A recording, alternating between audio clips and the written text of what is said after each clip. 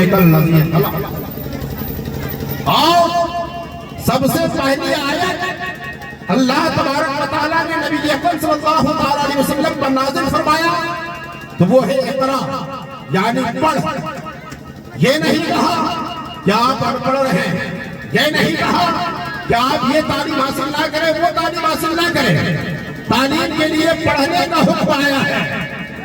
تو میرے دوستو بزرگوں، اپنے اولادوں کو جسے اللہ نے اولاد دیا ہے، ان صاحب اولاد سے میری گزارش ہے کہ اپنی اولادوں کو تعلیم حاصل کرائیں، اور اتنی تعلیم حاصل کرائیں چاہے وہ دینی تعلیم ہو یا دنیاوی تعلیم ہو، مگر سب سے پہلے اس تعلیم کو حاصل کرائیں جس تعلیم کے بارے میں اللہ کے پیارے حبیب صلی اللہ علیہ وسلم نے فرمایا طلب العلم فریضۃ علی کل مسلم و مسلمہ۔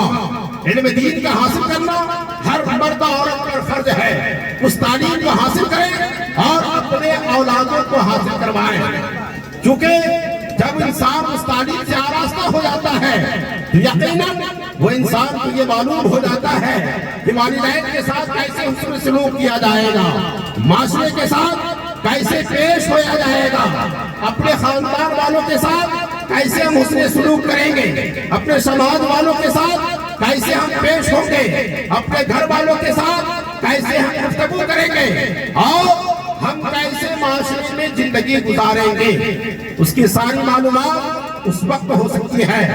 مگر آج ہمارے پاس سب سے بڑی کمی کیا ہے؟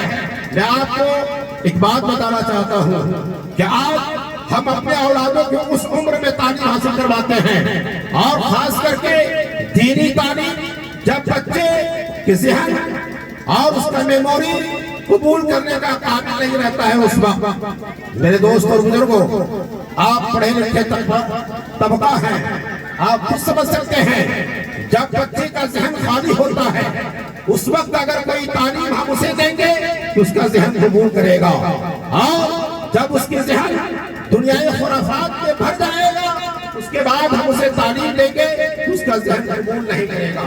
اس لیے آپ اپنے بچوں کو اتنے دنوں میں تعلیم دلائیں۔ آپ کہیں کہ اس کا عمر کیا ہے؟ آپ نے ایک بات یہ بھی سنا ہے علماء کرام سے کہ اسلام کی بنیاد 5 چیزوں پر ہے: ایمان، نماز، روزہ، حج، زکات۔ تو آپ کو پتا ہے کہ نماز کب فرض ہے اور زکات کب فرض ہے، حج کب فرض ہے، ان سارے فرائض کو آپ سن چکے ہیں۔ مگر جب 7 سال اور 8 سال کا جب وقفہ ملتا ہے آپ نے کبھی اس پہلو پہ غور نہیں کیا ہوگا کہ آخر 7 سال اور 10 سال کا وقفہ اسلام نے ہمیں دیا ہے کسی میدان کی زینت بننے کے لیے نہیں، کسی گلی اور چوراہے کی زینت بننے کے لیے نہیں، بلکہ درسگاہ رسول کی زینت بننے کے لیے۔ اگر ہم نے 7 سال اور 10 سال اپنے بچوں کو اگر تعلیم سے آراستہ کیا، دین کی تعلیم دلایا، یقیناً اس بچے کو نماز پڑھنا بھی آ جائے گا، قرآن پڑھنا آ جائے گا، ضرورت کے مسائل سے واقف ہو جائے گا۔ تب تو حکم ہوتا ہے کہ آپ یہ 7 سال کا ہو گیا ہے، 10 سال کا ہو گیا ہے، اب اسے مار کر نماز پڑھایا جائے۔ تو میرے دوست اور بزرگوں، وقت کم ہے، اس لیے میں آپ سے گزارش کرتا ہوں کہ آپ اپنے اولادوں کو تعلیم دلائیں، اعلیٰ سے اعلیٰ تعلیم دلائیں، تاکہ آپ جہاں بھی کامیاب رہیں گے وہاں بھی کامیاب رہیں گے۔ اگر آپ کامیابی چاہتے ہیں ایک وقت کھانا کم کھائیں، مکانات 4 روم سے 3 ہی روم بنائیں، 2 ہی روم بنائیں، مگر بچوں کو تعلیم دلائیں۔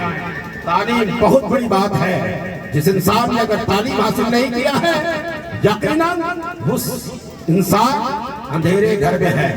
جیسے اندھیرے گھر میں اسے کچھ نظر نہیں آتا ہے، ویسے ہی وہ انسان اندھیرے میں زندگی گزار رہا ہے۔ اس لیے ہمیں اور آپ کو چاہیے کہ اللہ نے اگر اولاد دیا ہے تو اس اولاد کو سب سے پہلے آپ تعلیم دلائیں۔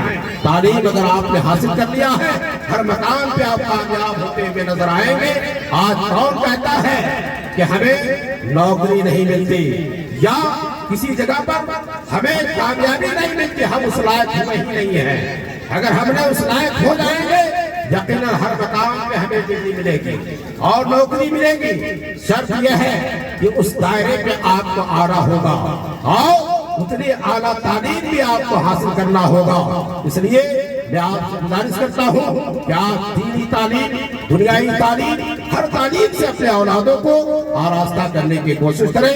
وقت کم ہے اور علماء کرام کے لمبے فہرست ہیں. میں بارگاہ خدا بندی میں دعا گو ہوں کہ بار الہ ہم تمام لوگوں کو صراط مستقیم پہ چلنے کی توفیق و رفیق عطا فرما. اور جناب محمد سرفراز رضی اللہ صلی اللہ علیہ وسلم کے والد محترم کو کرور جنت عطا فرما اور تمام بھائیوں کو آپس میں اتفاق و اتحاد عطا فرما. روزی روزگار میں برکت عطا فرما. یا یہ آرزو تعلیم قرآن عام ہو جائے، ہر ایک پرچم سے اونچا پرچم اسلام ہو جائے. السلام علیکم.